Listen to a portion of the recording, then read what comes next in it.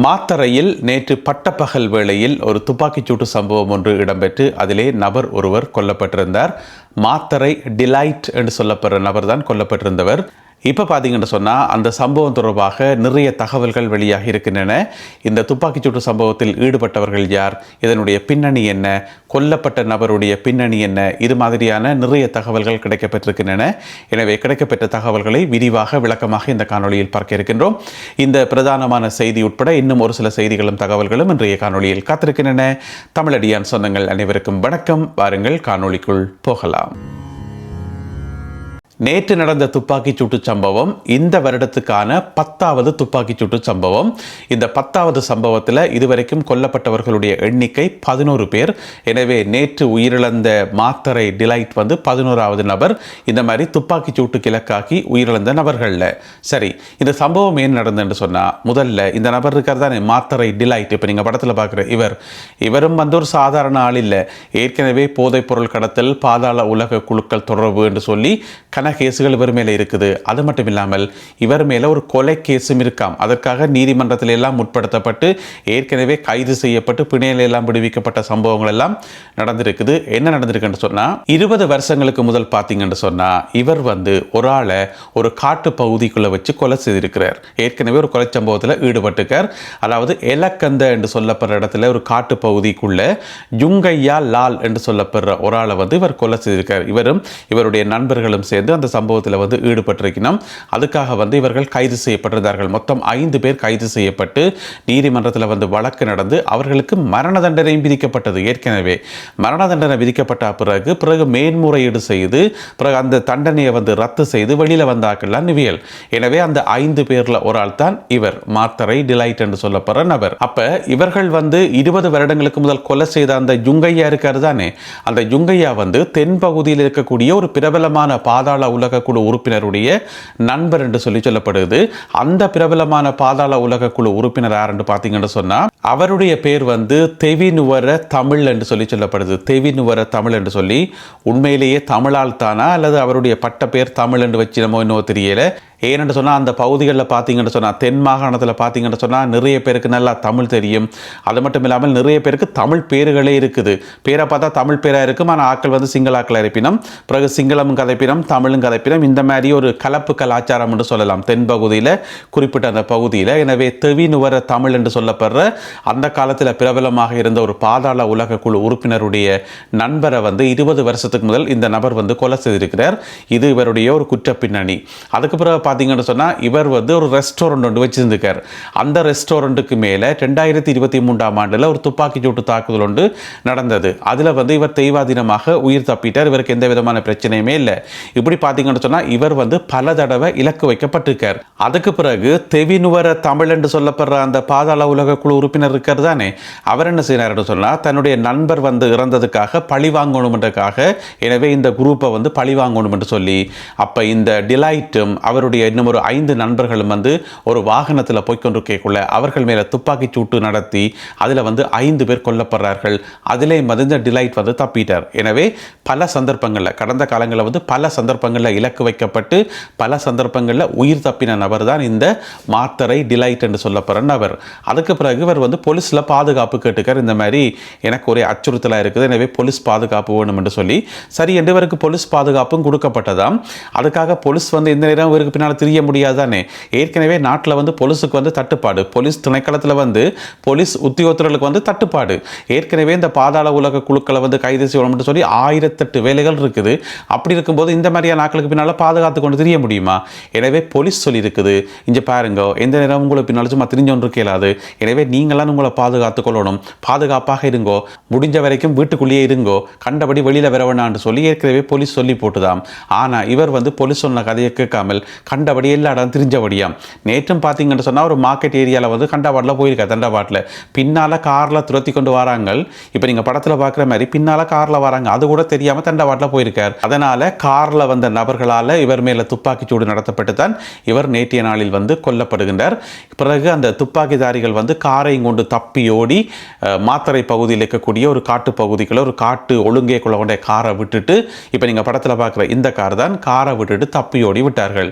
இப்பெல்லாம் பார்த்தீங்கன்னு சொன்னால் இந்த துப்பாக்கிச்சூட்டு சம்பவத்தில் ஈடுபடுறாக்கள் வந்து கொஞ்சம் வசதியாக கொஞ்சம் முன்னேறிட்டணும் போல இருக்கு. ஏன்னு சொன்னால் முதல் வந்து மோட்டார் சைக்கிளை பெருவினோம், இப்போ வந்து அடிக்கடி காரில் தான் பெறினோம். அப்புறம் காரில் வந்து துப்பாக்கிச்சூட்டில் ஈடுபடுறது மட்டும் இல்லாமல் அந்த காரை வந்து ஒன்றில் கைவிட்டுட்டு போகினோம் அல்லது எரிச்சு சாம்பலாக்கினோம். ஏன்னா அவ்வளோ காசு கொட்டுது போல இருக்கு, அல்லது அவ்வளவு கார்கள் இருக்கு போல இருக்கு. எனவே அந்த அடிப்படையில் அன்றைக்கு பார்த்தீங்கன்னு சொன்னால் லோயற்ற துப்பாக்கிச்சூட்டு சம்பவம் முடிஞ்ச பிறகு காரை கொண்ட ஒரு 10 விட்டு எரிச்சு போட்டு தப்பி ஓடிட்டணும். அப்புறம் இப்போ பார்த்தீங்கன்னு சொன்னால் இந்த காரை கொண்ட ஒரு 10 விட்டுட்டு ஆக்கள் தப்பி ஓடிட்டணும். எனவே நிறைய கார்கள் வச்சிருக்கணும் போல இருக்கு. சரி என்று போலீஸ் இப்போ இந்த காரை வந்து கைப்பற்றி இருக்கிறது. விசாரணைகள் தொடர்ந்து இடம்பெற்று கொண்டு வருது. என்ன பிரச்சனை சொன்னால் இந்த கைப்பற்றப்பட்ட கார் இருக்கு தானே, இந்த கார் வந்து அனுராதபுரத்தில் இருக்கக்கூடிய ஒரு பெண்ணின் பேரில் வந்து பதிவு செய்யப்பட்டிருக்கிறது. அதாவது அனுராதபுரம் பகுதியைச் சேர்ந்த கருணாரத்தின குணவதி அவாவினுடைய பேரில் தான் அந்த கார் பதிவு செய்யப்பட்டிருக்கிறது. 2008ஆம் ஆண்டு ஏப்ரல் மாதம் 4ஆம் தேதி பதிவு செய்யப்பட்ட கார் அந்த பெண்ணினுடைய பேரில். எனவே அந்த காரை வந்து எங்கிருந்து எடுத்துக்கொண்டு வந்துச்சு தெரியல. இப்போ காரை விட்டுட்டு துப்பாக்கிதாரிகள் வந்து தப்பி ஓடி இருக்கின்றார்கள். இது சம்பந்தமான விசாரணைகளை நடத்துவதற்கு 6 போலீஸ் குழுக்கள் நியமிக்கப்பட்டுள்ளன. சரி, நேற்று இந்த துப்பாக்கி சூட்டில் ஈடுபட்ட அந்த நபர்கள் யாருன்னு பார்த்தீங்கன்னு சொன்னா அவர்களும் பாதாள உலக குழுக்களோட சம்பந்தப்பட்டார்கள் என்று சொல்லப்படுது. என்ன பிரச்சனை சொன்னா இந்த டிலைட் என்று சொல்லப்படுற நபர் இப்போ அண்மை காலமாக 2 வெவ்வேறு பாதாள உலக குழுக்களோட வந்து தொடர்பில் இருந்தவராம். இந்த குழுவோடையும் தொடர்பு, அந்த குழுவோடையும் தொடர்பு, 2 குழுவோடையும் சேர்ந்து இவர் செயல்பட்டிருக்கார். இப்போ பிரச்சனை என்ன சொன்னா ஒரு குழுவினுடைய ரகசியத்தை இன்னும் ஒரு குழுவுக்கு சொல்லி போட்டார் என்று சொல்லி அதனால தான் இவர் கொல்லப்பட்டிருக்கலாம் என்று சொல்லி போலீசார் முதல் கட்டமாக சந்தேகிக்கிறார்கள். அன்றைக்கு சுட்டுக் கொல்லப்பட்ட அந்த லோயற்ற விஷயத்திலையும் இதே சம்பவம் தான். ஏனென்று சொன்னால் அந்த லோயர் வந்து தனக்கு தெரிஞ்ச ரகசியங்களை இன்னும் ஒரு பாதாள உலக குழுவுக்கு சொல்லி போட்டார் என்று சொல்லி, அதாவது போட்டி பாதாள உலக குழு இருக்குன்னு தானே, அவர்களுக்கு சொல்லி போட்டார் என்று சொல்லித்தான் அவரும் சுட்டுக் கொல்லப்பட்டதாக சொல்லப்பட்டது. இப்போ நேற்று இந்த நபர் கொல்லப்பட்டது வந்து இந்த மாதிரி ஒரு குழுவிட்ட இருந்து தகவலை வாங்கி இன்னும் ஒரு குழுவுக்கு சொல்லி போட்டார் என்று சொல்லி, அந்த 2 குழுக்கள் வந்து உங்களுக்கு நல்ல அறிமுகமான குழுக்கள் தான். ஏன்னு சொன்னால் அடிக்கடி செய்திகளில் வந்து அடிபடுற பேர்கள் தான். ஒரு குழு எதென்று பார்த்தீங்கன்னு சொன்னால் தெஹிபாலே மல்லி என்று சொல்லி, அதாவது இந்த தென்பகுதி கடலில் வந்து அடிக்கடி இந்த படகுகள் பிடிபடுறதானே, ஏராளமான போதைப் பொருட்களோட வந்து படகுகள் பிடிபடுறதானே, நாங்கள் அடிக்கடி செய்திகளில் சொல்கிறோம் நாங்கள் தானே, இந்த தென்பகுதி கடலில் வந்து நெடுநாள் மீன்பிடி படகுகள் தரித்து நின்றதை அவதானித்த கடற்படையினர் போயிட்டு அதை கைப்பற்றி கரை நோக்கி அழைத்து வந்தார்கள். அதில் வந்து 250 கிலோ 500 கிலோ போதைப் பொருட்கள் இருந்து என்று சொல்லி கடந்த காலங்களில் செய்திகளில் சொல்லியிருக்கிறோம். அப்பையெல்லாம் வந்து ஒரு பேர் வந்து தவறாமல் அடிபடும். அது யாருடைய போதைப் பொருள் என்று சொன்னால் தெஹிபாலே மல்லி அவருடைய போதைப் பொருள் என்று சொல்லி அடிபடும். அவர் வந்து இங்கே ஒரு வெளிநாட்டில் பதுங்கி இருக்கார் என்று சொல்லி சொல்லப்படுகிறது. இது முதலாவது நபர். அடுத்தது வந்து உனக்குருவே சார்ந்த என்று சொல்லப்படுற இன்னும் ஒரு பாதாள உலக குழு உறுப்பினர். அவருடைய பேரும் அடிக்கடி செய்திகள் அடிபடுறது. அவரும் வெளிநாட்டிலிருந்து இலங்கையில் வந்து போதைப் பொருள் வர்த்தகத்தில் ஈடுபடக்கூடிய ஒரு போதைப் பொருள் கடத்தல்காரர் அல்லது பாதாள உலக குழு உறுப்பினர். எனவே இந்த 2 குழுவுக்கும் நடுவில் இருந்து இவர் செயல்பட்டுக்கார். நேற்று கொல்லப்பட்ட இந்த நபர் வந்து நடுவில் இருந்து செயல்பட்டுக்கார். இங்காலே நல்ல மாதிரி அங்காலே நல்ல மாதிரி பழகி ஒரு ஆக்கள ரகசியத்தை இன்னும் ஒரு ஆக்களுக்கு வித்தார் என்று சொல்லி முதல் கட்டமாக சந்தேகிக்கப்படுது. எனவே போலீசார் இது சம்பந்தமான விசாரணைகளை மேற்கொண்டு வருகின்றார்கள். விசாரணைகளின் முடிவில் தான் மேலதிக தகவல்கள் தெரிய வரும். ஆனால் ஒரு விஷயம் வந்து எங்களுக்கு தெளிவாக விளங்குது.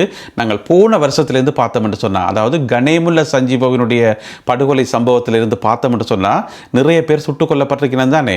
ஒருத்தரும் வந்து நல்லாக்களோ ஐயோ அந்த மனுஷன் நல்ல மனுஷன் அநியாயமாக சுட்டு போட்டாங்க அந்த மாதிரி நாங்கள் யோசிக்கிற அளவுக்கு அங்கே ஒருத்தருமே சாகலை. எல்லாரும் வந்து இந்த சம்பந்தம் உள்ளாக்கலாம். எனவே இந்த சம்பவங்கள் எல்லாம் வந்து ஏதோ ஒரு திட்டமிட்ட வகையில் நடக்குதா என்ற ஒரு சந்தேகம் கூட இருக்குது. ஒரு பக்கம் கிளீன் ஸ்ரீலங்கா வேலை திட்டம் வந்து போய்கொண்டிருக்குது. மற்ற பக்கம் பார்த்தீங்கன்னு சொன்னால் இந்த மாதிரியான ஆட்கள் வந்து தொடர்ந்து தூக்கப்பட்டு கொண்டே இருக்கணும். எனவே என்ன நடக்க போகுது என்பதை பொறுத்திருந்து பார்ப்போம். கொழும்பில் மிக விரைவில் 7 உயர் நீதிமன்றங்கள் 7 ஹைகோர்ட்ஸ் வந்து அமைக்கப்பட இருப்பதாக தகவல் ஒன்று வெளியாகி இருக்கிறது. இந்த 7 நீதிமன்றங்களும் வந்து இந்த கிரிமினல் குற்றங்கள், பாதாள உலக குழுக்களோட சம்பந்தப்பட்ட கேஸுகள், இந்த மாதிரி சீரியஸான கேஸுகளை வந்து ஹேண்டில் பண்ணும் என்று சொல்லப்படுகிறது. ஏன்னு சொன்னால் நிறைய கேஸுகள் வந்து பெண்டிங்கில் இருக்குது. எல்லாத்தையும் வந்து விசாரித்து முடிக்கணும். அதுக்காக வந்து அவசரமாக நீதிமன்றங்கள் தேவைப்படுது. அதனால 7 உயர் நீதிமன்றங்கள் மிக விரைவில் அமைக்கப்படும் என்று சொல்லி இதில் வந்து 5 நீதிமன்றங்கள் எங்கே என்று பார்த்தீங்கன்னு சொன்னால் புதுக்கடை பகுதியில். இப்போ புதுக்கடை பகுதியில் வந்து ஒரு கட்டிடம் ஒன்று கட்டப்பட்டு கொண்டிருக்காம். அந்த புதிய கட்டிடத்தில் தானா இந்த 5 நீதிமன்றங்கள் வந்து செயல்படும் என்று சொல்லியும், அதே நேரம் 2 நீதிமன்றங்கள் வந்து வேறு இடத்துல பௌத்தாலோக மாவட்டத்தில் வந்து முன்னாள் அமைச்சர்களுடைய வீடுகள் வந்து நீதிமன்றங்களாக பயன்படுத்தப்படும் என்று சொல்லியும் சொல்லப்பட்டிருக்கிறது. எனவே மிக விரைவில் கொழும்பு பிராந்தியத்தில் 7 புதிய உயர் நீதிமன்றங்கள் வர உள்ளன. நல்லது அன்பான உறவுகளை, இத்துடன் இன்றைய செய்திகளும் தகவல்களும் நிறைவு பெறுகின்றன. இந்த காணொலியில் பகிர்ந்து கொள்ளப்பட்ட செய்திகள் மற்றும் தகவல்கள் தொடர்பான உங்களுடைய கருத்துக்களை மறக்காமல் கீழே எழுதுங்கள். மீண்டும் சந்திப்போம். நன்றி, வணக்கம்.